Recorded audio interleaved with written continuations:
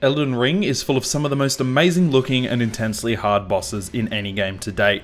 Some are required in order to progress, others are so well hidden that most people didn't even know they existed. Today we're ranking all the big Elden Ring bosses from worst to best in my own very biased personal opinion. My aim is to focus on main bosses and majority of the great enemy bosses. There is an insanely high chance I've missed some, so make sure to let me know in the comments, but I've tried to cover as many as I could. Just remember, I will be showing off a lot of bosses in this video, so if you haven't played or finished the game and don't want spoilers, then please stop watching. Leave a comment on who your top 3 and bottom 3 bosses are in all of Elden Ring. This list will rank bosses on numerous factors from boss design, fight difficulty and mechanics, boss arena, boss fight spectacle, and my own experience. This list was actually really hard for me because most of the bosses in this list fill a very special place in my memory. But someone has to be in number 32 at last place, and that boss happens to be the Godskin Duo. The Godskin Duo is a mandatory boss fight in the crumbling Farum Azula. This boss is just disgusting. Chances are you've fought both the Godskin Noble and the Godskin Apostle before if you've explored the world, but this fight puts them both together in a relatively small room with pillars that can be broken, meaning they won't protect you for long. What makes this boss fight so annoying is instead of having to kill each of the bosses, they'll respawn until you've killed them about 3.5 times, meaning that you'll have to deal with them for longer than expected. This also leaves the end of the fight feeling incredibly unsatisfying, as the final boss remaining will likely die when they're still at around half health, kind of just ending in a small puff of smoke and not really feeling rewarding. This boss fight can also be pretty difficult, with both bosses being relatively fast and having some very hard and annoying attacks. They also both have a built-in attack that automatically throws a black flame ball whenever you try to heal, meaning that without getting into cover, you'll probably lose more health than you've tried to heal. Altogether, I struggled a lot less with this boss fight than most people seem to, but it wasn't enjoyable at all, and I definitely feel like it belongs at the bottom of the list. At number 31, we have Fierce Champions. This optional boss is located in the Deep-Root Depths. I debated whether I should put this one on the list, but decided to put it in here. The fight consists of a total of 5 invader enemies who resemble other players or other tarnished. They spawn in waves of 1, and then 3 at once. The battleground for this fight is a cut-off version of a relatively open area with shallow water and a large mermaid-like creature stuck in a wall. This fight can be way too easy, with the enemies only taking a few hits to put down, and they can often easily be staggered or knocked over without too much work. It also feels just like you're fighting terrible rip-offs of other players, who haven't learnt how to use their build properly or are brand new to the game. The only slight challenge is when the 3 enemies spawn at once, but you can often finish off one before they even have a chance to move. Altogether, this boss fight is pretty boring, and to be honest, it does not feel like a great enemy at all. Next up at number 30, we of course have another duo boss, the Gargoyle Twins. These bad boys are located in the Siofra Aqueduct and are completely optional. The first time I faced these bosses, I was severely over-leveled and finished them off in a few seconds, but when I faced them on a subsequent playthrough, they made me hurt. At first you'll only fight one gargoyle, but after you whittle his health down a little, a second will drop from the platform above to help its friend. The area consists of shallow water and waterfalls all around, making it quite a nice backdrop. But these gargoyles are large, fast, and can spread poison everywhere, causing you to regularly become poisoned all throughout the fight. You've also likely come across at least one other iteration of the gargoyle boss out in the world, making it just feel like artificial difficulty by putting 2 together. They each use different weapons with a variety of attacks that can deal with you from both close range and a distance, and it's often impossible to keep an eye on both of them at the same time. At least when you kill one, it stays dead, unlike the Godskin Duo, but these gargoyles are hard enough on their own. When there's 2, it just becomes a little unfun. In at number 29, we have Commander Nial and Commander O'Neill. Commander Nial is located in Castle Sol within the mountaintop of the Giants, and O'Neill is located in the Swamp of Aeonia in Caelid. Both of these bosses are optional. In all honesty, the biggest issue with these bosses is their intense love of summons. Nial will summon 2 knights who are tanky as hell and can take a ton of hits, who also have a lot of unique moves and can deal some intense damage. O'Neill will summon a collection of warriors that aren't quite as tanky or dangerous, but he makes up for it by summoning more of them. I personally found Nial far more annoying due to the strength of his summons and the limited area for this boss fight. The one saving grace is the fact that he will normally hang back and won't be very aggressive until his summons are killed. Without the summons, these 2 bosses would actually be quite a bit cooler, With Nial's use of both ice and lightning, his attacks are both fast and unpredictable, and the fight can be quite fun once the summons are gone, but unfortunately the summons do ruin it for him quite a bit. Number 28 is the Godskin Noble. There are a handful of locations this boss can be fought, including Spirit Caller's Cave, Volcano Manor, and Carrion Study Hall. All iterations of the Godskin Noble are optional. Despite not being as bad or annoying as the Godskin Duo, this boss fight still isn't particularly enjoyable. Still having the ability to read your heals and throw black flame, his giant roll attack which allows him to speed at you and turn around in half a second to head straight back at you, making it almost certain you'll get hit at least once unless you can get behind a pillar or some sort of cover in time. He's a fat boy but can move quickly, also possessing attacks where he can stab multiple times in quick succession. He's honestly a pretty weird and creepy looking guy altogether, and doesn't at all make me feel like he's a fun and exciting boss. Running in at number 27, I regret to inform you, is the Mimic Tier boss. Mimic Tier can be found primarily in Nokron Eternal City, but can be found in one or two other locations, all of which are fully optional. This boss is a full copy of the player. It'll take the armor, weapons, and spells that the player has equipped and use them against you. The biggest issue with this boss fight is that it is far too easy, as the player at this point will almost certainly know how to use their build with a lot more effect than the Mimic, making you able to walk all over them. The fight can also easily be cheesed by unequipping all your equipment before the fight, which will make the Mimic have no armor, weapons, or spells, resulting in it being basically useless. When you first encounter this fight, it's pretty exciting to face yourself, but you'll quickly realise that it's far too easy and a bit of a throwaway boss fight. Big ol' number 26 is the Magma Wyrm, mostly focusing on Magma Wyrm Makar. Makar is found in the Runestream Precipice when making your way into the Altar's Plateau, and is optional as there's other ways to access the plateau. By the way, we're already at the point in the list where I don't dread facing each boss onwards. The main thing this gigantic dragon-like creature has going for it is its design, looking like a large and overweight dragon. When you first encounter it, it can be pretty exciting looking boss. Magma Wyrm Makar will crawl along the ground, chasing you with magma in its mouth or spitting magma across the battlefield at you. This boss can pursue you relatively well, which can make it a bit of a challenge at times if you're not on the ball. When you lower him to about half health, he'll stand up on two legs and use his giant sword on you. I didn't have too much trouble with Makar, but one of the other Magma Wyrm iterations caused me to struggle a little bit on my first playthrough. Godskin Apostle sits at number 25. The Godskin Apostle can again be found in multiple locations, including Windmill Village, Spirit Caller's Cave, and the Divine Tower of Caelid, all of which are once again optional. Despite only being a few spots higher, I much prefer the fight against the Godskin Apostle over the Noble. He still has some annoying attacks like the Black Fireball whenever healing, but the boss feels more fun to fight. His attacks feel more fair, while still being lethal if you're not careful. When lowered to around 60% health, he'll go all stretchy mode where he gains the ability to stretch his body, causing some of his wild attacks to feel unpredictable and look insane. Despite not being anywhere near my favourite boss, I don't get upset when I have to face him. Number 24 is the Leonine Misbegotten. This optional boss can be found in Castle Morn within the Weeping Peninsula. Most of the time when you encounter a misbegotten enemy, or boss after this point, it will only be a standard boss or even just a powerful enemy. But the Leonine Misbegotten can be found relatively early in the game, making it a pretty decent challenge for low leveled players. This boss is fast and powerful and can often destroy your health in one or two hits. It usually won't give you a second to breathe either, requiring you to constantly be on your guard. Despite not being a difficult or particularly memorable boss, I think it's well positioned and makes for an exciting early game boss battle that feels rewarding when defeated. Elemer of the Briar launches in at number 23. This optional boss is located in the Shaded Castle in Altar's Plateau. This boss is basically the same as a boss that can occasionally be found at certain sites of grace during the night, called the Bell-Bearing Hunter.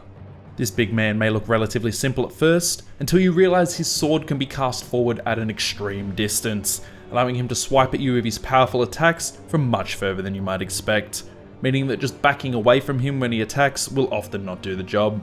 I also quite enjoy his boss arena, being half full of tables and benches, which you'll need to be careful of as they'll block your path when walking, meaning you should endeavour to attack or roll through them at the beginning of the fight so they don't cause you to get killed.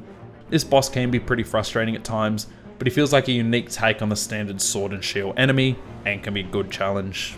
Number 22 is the big bad red Wolf of Radagon. The Red Wolf can be found within the Academy of Rykard and is a mandatory boss to progress through the game. I struggled more than I'd like to admit with this boss. His ability to use both melee and magic attacks in tandem make him a force to be reckoned with, and can often result in you losing track of his delayed magic when he quickly rushes off to the side. His immense speed and ability to summon a sword within his mouth combine to make him pretty formidable. This is all offset by his pretty small health pool, meaning if you can land a few good hits on him, he'll go down quite easily. This boss arena does feel a little small sometimes, but this can help add to the challenge without it feeling unfair.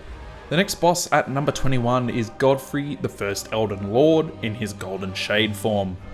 Godfrey in his golden form can be found in Leyndell, the royal capital, and is a mandatory boss. He's a precursor to an endgame boss and can take you by surprise when you first encounter him. Despite his attacks being quite simple and without any ridiculously over-the-top moves, he still manages to be a relatively difficult boss, not giving you much time to think or gather your bearings in between attacks. Being in his gold form takes away a lot of the detail from his design, making him appear a little boring during this fight as just a hologram of a big axe. This fight does provide you with a brief insight into a much more exciting later game boss fight though. All the big dragon and or wyvern boys are up next at number 20. When I say all the big dragons, I have lumped in Flying Dragon Agheel and Grail, Glintstone Dragon Smarag and Adula, Decaying Exyx and Borealis the Freezing Mist, all of who are slight iterations on the same design with different elemental attacks. These dragons can be found all over the lands between and are all actually optional. All these fights take place out in the open world and can be faced while riding on Torrent. Of all of these fights, I think that Glintstone Dragon Adula has one of the coolest movesets with its ability to take to the skies and swipe at you with a giant magic ice blade. All of these dragons do look ridiculously cool though, and every time I encountered one I was filled with genuine excitement. The main issue I had with them is that once you've fought one, you've basically fought them all, because they're pretty much all the same, and their fights usually just revolve around hugging their ankles and smacking them. At number 19 we have the mighty Sir Gideon Offnir the All-Knowing. Gideon is a mandatory boss who is located in Leyndell, capital of Ash, and is a fellow Tarnished that you'd have likely spoken to many times within the Round Table Hold. He wields a strong variety of spells and abilities which are greatly enhanced depending on which shard bearers you've defeated and informed him about, giving him access to different sorceries and incantations that belong to them, such as Melania's Scarlet Aeonia. The variety of attacks which this boss can dish out is pretty exciting, and if you let him get on a roll, it can be quite hard to actually find an opportunity to attack him. Fortunately for me, I haven't faced any trouble with him, as if you're able to dish out enough damage while he's still talking to you, then you can take him out without much effort. This boss is honestly pretty exciting though, because he's an unexpected encounter, and the fact that you can make him stronger depending on what you've done in the game up until this point is pretty sick. Number 18 is our first Remembrance boss on the list, the Regal Ancestor Spirit, and by proxy, the Standard Ancestor Spirit. The optional Regal Ancestor Spirit is found in the Siofra River underground area. I love the arena that this boss fight takes place in, as well as its ability to absorb the spirits around to take on different abilities and forms.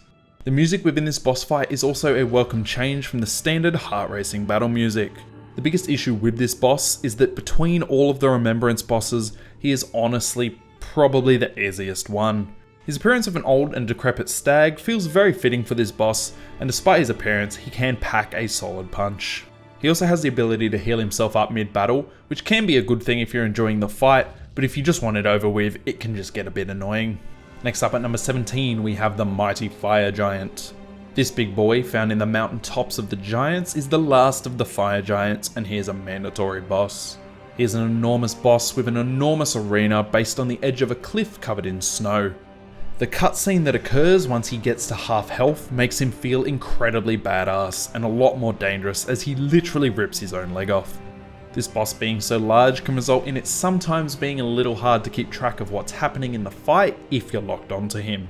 He will also occasionally roll or move to another location, which can cause him to glitch out a little or make it impossible to hit his weak spot, as the surface of the boss arena is very inconsistent and sloped.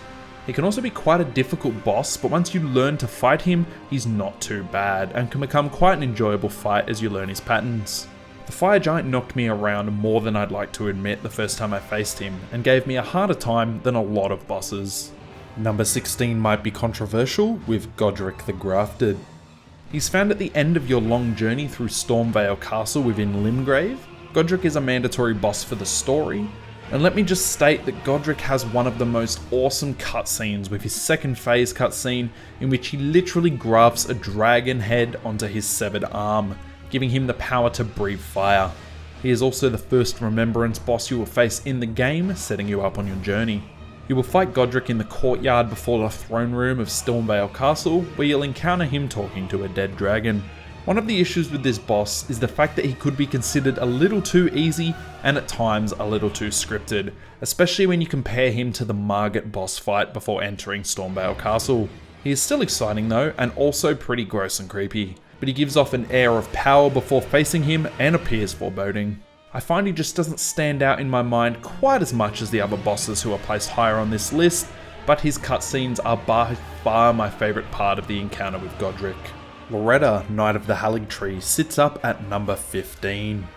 Loretta is an optional boss found at the bottom of Miquella's Haligtree. You will have most likely faced her spirit form in the Carrion Manor in Leonia of the Lakes. The boss is a pretty awesome redesign of the Tree Sentinel, introducing a variety of sorcery into the mix amongst the existing melee attacks. With delayed spells such as her Glint Blade Phalanx and the strong and deadly Loretta's Mastery Bow and Arrow sorcery, she can be a real challenge if you're not ready to face her. She is also constantly on the move, and compared to most of the other mounted bosses in the game, you will not have the option to use Torrent for this fight. Her arena can be a little boring, just being a relatively large open area, but it gives Loretta the ability to consistently move around the battlefield, making it a more challenging fight. In my opinion, she is the second best horse riding boss in the game. Number 14 surprised me a little with how high I put this boss, but it is the Dragonkin Soldiers, focusing mainly on the Dragonkin Soldier of Nokstella. All variations of this boss are optional. The main Nokstella form can be found in the Astel River in an amazing looking section that consists of an enormous skeleton upon a throne. As you approach the skeleton, the Dragonkin Soldier will drop from the sky, ready for a fight. This boss has some deadly moves that can really catch you off guard at times, and most of the Dragonkins I've fought have caused me to struggle a little bit. The Nokstella Dragonkin also wields Ice Lightning attacks, which can be used to catch you off guard from afar or up close. This boss also looks phenomenal, and the first time I saw it, I thought it looked absolutely amazing. Number 13 is the big badass herself, Ancient Dragon Lansseax, and yes, I was corrected in the past from my previous video and on TikTok that it is in fact a female.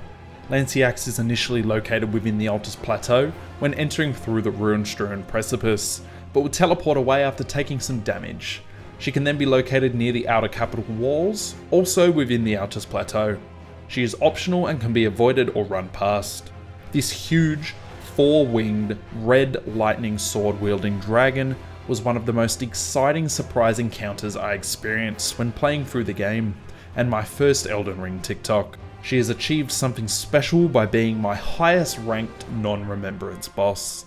The main reason for such a high ranking is the incredibly intimidating size and look of the dragon, paired with the incredible looking red lightning abilities, which almost always gets me on board. This boss will always go down as one of my first favourite bosses in the game. It kind of pains me to put Lichdragon Fortissax all the way down at number 12. This boss can be found in the Deeproot Depths at the end of Fear's questline and is fully optional. This boss, despite being relatively similar to Lansseax, looks freaking insanely awesome, with his red lightning spears, 4 wings, and mostly dark black body, making him one of the coolest looking dragons in the game. This boss fight is relatively hidden within the game, and many people seem to miss him completely with good reason. If you do manage to find this fight, the initial spectacle will impress you, but the fight itself is a little too easy, and the dragon doesn't have much more in his arsenal to surprise you. I absolutely love the look of this boss, but he doesn't beat out those higher on the list. Rennala, Queen of the Full Moon, sits comfortably at number 11.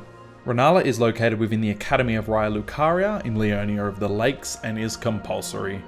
I may be a little biased towards this boss purely because, as I mentioned in my previous video, the Academy was when my enjoyment of this game was at its absolute peak.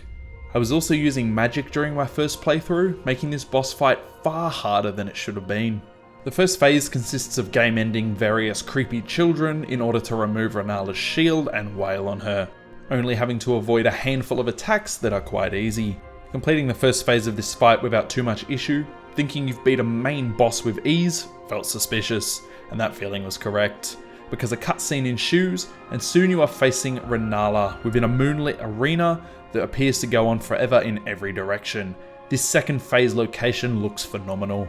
This second phase is when you are faced with Rennala's intense use of various spells, including the dangerous Comet Azure and Rennala's Full Moon, as well as her ability to summon spirits when she reaches half health, which allows her to call forth anything from a pack of dogs to a fully fledged dragon. This fight may be easy once you've learned how to fight her or if you use bleed, but it's beautiful and thematically an excellent fight. Also, she is the only main boss that is still alive afterwards. Number 10 is big ol' Astel, Naturalborn of the Void. Astel can be found via climbing into a coffin within the Lake of Rot's Grand Cloister and is fully optional.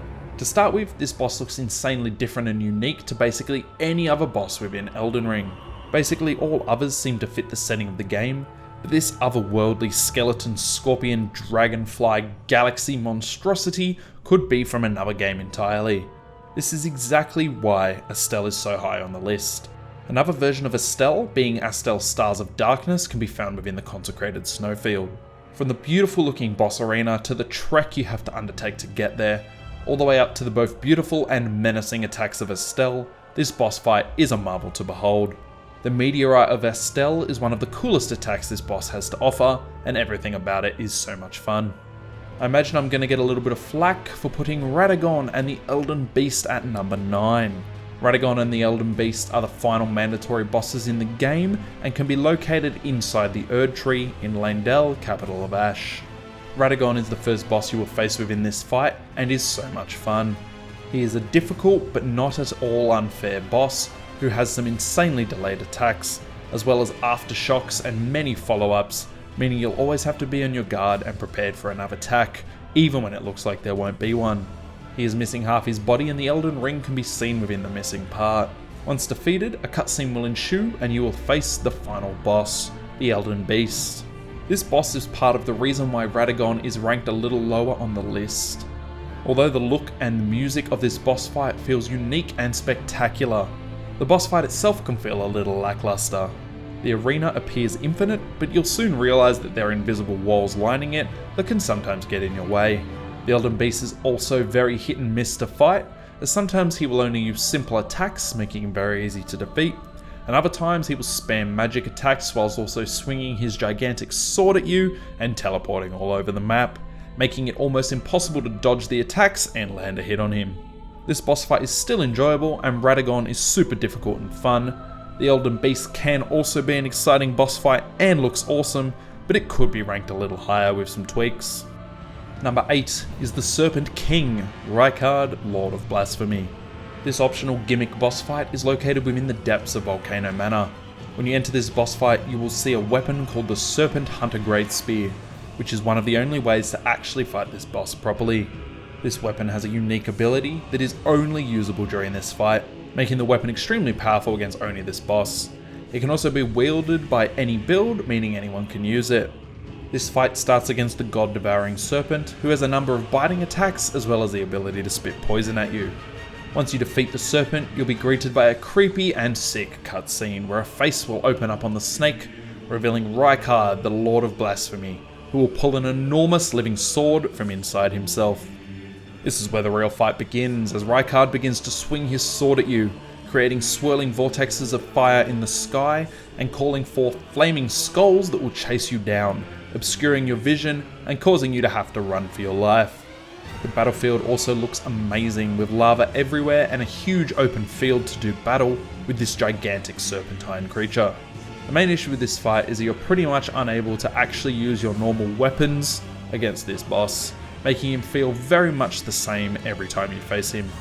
In at number 7 we have Morgott the Omen King and Margit the Fell Omen. Morgott is located in front of the Erdtree in Leyndell Royal Capital, and Margit is located at the entrance of Stormvale Castle in Limgrave, both of which are mandatory.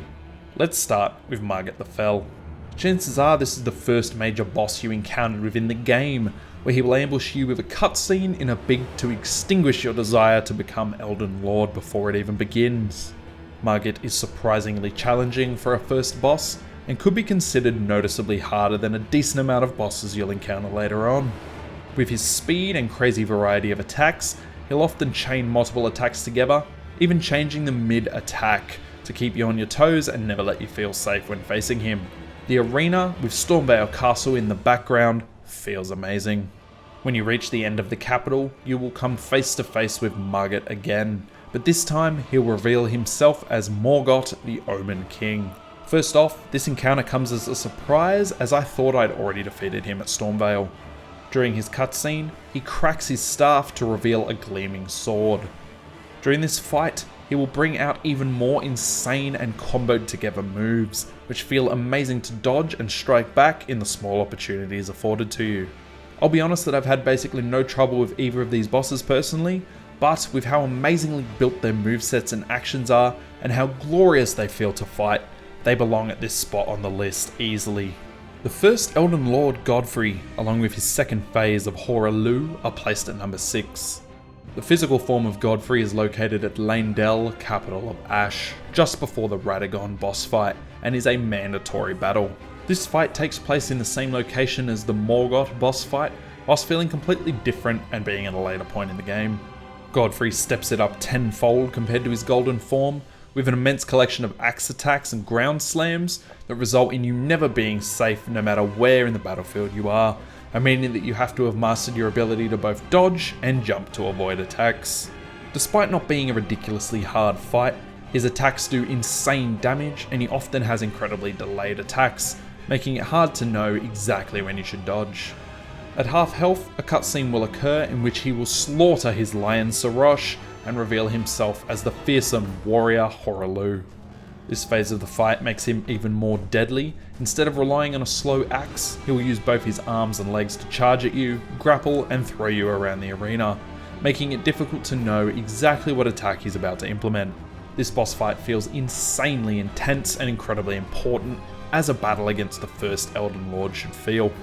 Swooping in as the first boss in the top 5, at number 5, we have the mighty Dragonlord Placidusax. Placidusax is found in a hidden area within the crumbling Farum Azula, in which you will lay in a hole and travel back in time to face this menacing multi-headed dragon. Everything from the appearance, the attacks, and even the arena of this boss fight feels sick. The Dragonlord was said to be Elden Lord before the appearance of the Erdtree, and it shows. This boss can be seen with multiple heads missing, as at the time he is fought, he only has 2 of his 4 to 5 heads left on his body. I would have loved to see him at his full power. This is by far the coolest dragon in Elden Ring, with his use of red lightning attacks, being able to summon enormous bolts of lightning, using giant claws made of red lightning, and his amazing looking ability to teleport away at midway through the fight, then soar down towards you in a storm cloud of red lightning. When he reaches a lower health, he will again swoop down, then release an incredible attack called Placidusax's Ruin, in which he sprays golden beams and fire from both of his mouths, annihilating everything in his path. The only unfortunate aspect of this boss is he can feel a little too easy to dodge, and often doesn't pose too much of a threat. With a slight difficulty increase or at his full power, he could easily be the final boss of the game and wouldn't feel at all out of place. Number 4 on the list falls to Maliketh the Black Blade. Maliketh is initially found in his first phase as the Beast Clergyman at the end of the crumbling Farum Azula, and is a compulsory boss. The first phase is no pushover and will implement a variety of beast incantations in an attempt to stop you from stealing the Rune of Death. Once you've managed to knock the Beast Clergyman's health down to approximately 50%, a cutscene will occur in which he transforms himself into the insane looking black armoured Beast of Maliketh the Black Blade. This turns the boss from a regular feeling Elden Ring boss to an insanely unique and ridiculous agile monster. Maliketh will use the pillars littered throughout the boss arena to cling to and bounce off of, giving him an insane edge with his aerial combat, performing multiple strings of attacks back to back, and often changing the order and the way he performs these attacks. His black blade will also cause you to catch fire and lose health even after the initial hit, meaning you'll have to always keep an eye on your health even when he's not hitting you. The first time I killed Maliketh, his damage over time killed me before his death animation finished, meaning the kill didn't count. The one saving grace of this boss is that when you face Maliketh, he is only at half health, which means he doesn't take too many hits to defeat. A full health Maliketh would be a different story, and I imagine it would make him 10 times harder, but I would still love to see it. The top 3 bosses on this list are constantly shifting for me, but number 3 at the moment may be caused by Stockholm Syndrome. That being said, it's Malenia, Blade of Miquella, and Malenia, Goddess of Rot. Malenia is a fully optional boss, located at the bottom of Miquella's Haligtree. I know this won't be everyone's favourite boss, and some of you may even hate Malenia, but she is what made me fully and truly understand Souls games. The feeling of finally defeating a boss after spending days and days over and over again, at times feeling hopeless, is unmatched. Malenia took me more tries than any boss I've ever faced. Her waterfowl dance was the main reason for my death almost every time.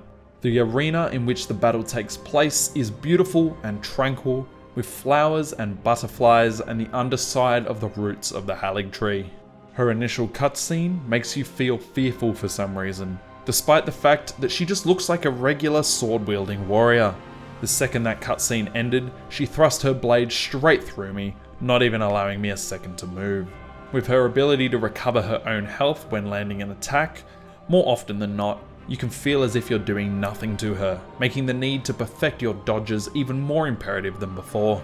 Once you finally defeat her first phase, you will rejoice, until a cutscene begins, revealing her as Malenia, Goddess of Rot, and you realise that you've only made it through half of this grueling boss fight. She will immediately launch into a Scarlet Aeonia incantation, which looks beautiful, but will prevent you from getting anywhere near her due to both the damage and her ability to inflict Scarlet Rot during this phase.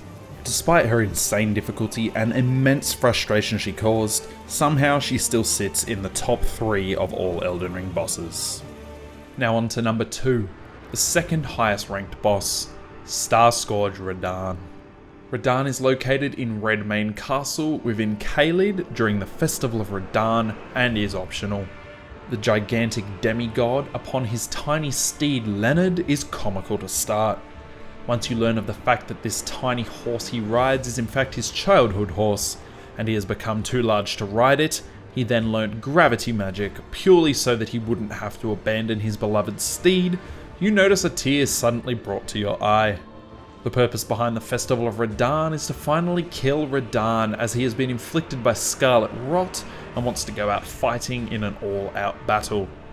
What this means is that the game allows you to summon multiple NPCs throughout this fight, including Blaidd and Alexander, to truly feel like a festival where Radahn is taking on a small army of people. Once you get into this battle, your sympathy for Radahn may waver, as you'll soon realise he is no pushover and will walk all over you if you're not careful. Between his 2 enormous swords, his lion greatbow, and his mastery of gravity magic, if you're not using the available summons, this boss will leave you begging for a second to catch your breath. Upon hitting 50% health, he will launch himself skyward. The music will stop and all will seem calm, until the music then ramps up even more intensely than before, and you will see Radahn hurtling towards you, a giant fireball in the sky. This attack is possibly the most jaw-dropping and insane moment within an Elden Ring boss fight, and I would watch it endless times. Facing this boss before his first patch, and before realising I could summon NPCs, was a slog and a half, I'll tell you that much. His arena is possibly the biggest boss arena in the game, as it consists of what feels like endless sand dunes littered with those who he has killed. Once defeated, you will learn he was holding back the stars himself, as they begin to fall, colliding with the earth and causing massive damage. Altogether, Radahn is possibly the biggest and most spectacular boss fight in the game, and I will never get sick of facing this absolute powerhouse. Only one boss left, and you've probably already guessed who lands in my number 1 spot. This position has changed a number of times since completing this game, but as of now, it lands firmly on Mohg, Lord of Blood.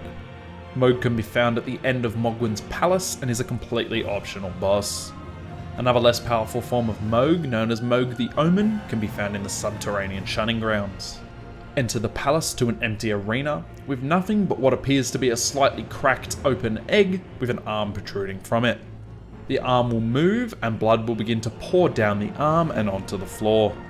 From the blood will arise Mohg, the twin brother of Morgott and Lord of Blood. This boss looks like a smartly dressed demon from hell.